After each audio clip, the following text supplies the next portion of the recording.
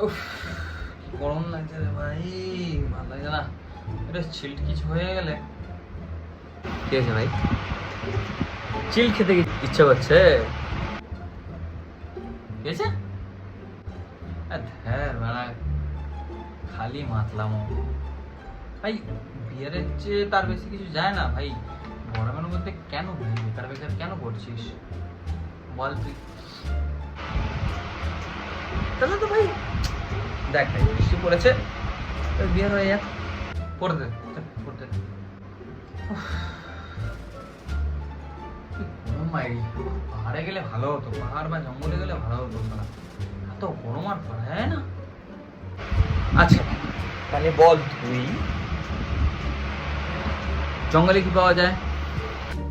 ওই তো বাঘ, মানে টাইগার, তোর সিংহ, লায়ন, তোর হরিণ, ডিয়ার।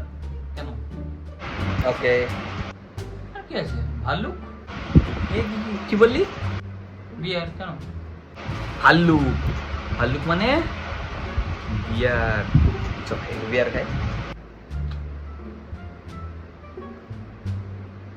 সারাক্ষণ বিয়ার বিয়ার বিয়ার, তো গরম হলে কি হয় ভাই?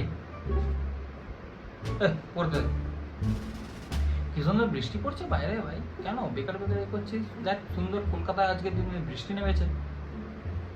দেখ ভাই, গরমের মধ্যে আম আর বিয়ার চলে, আর শীতকালের মধ্যে রাম।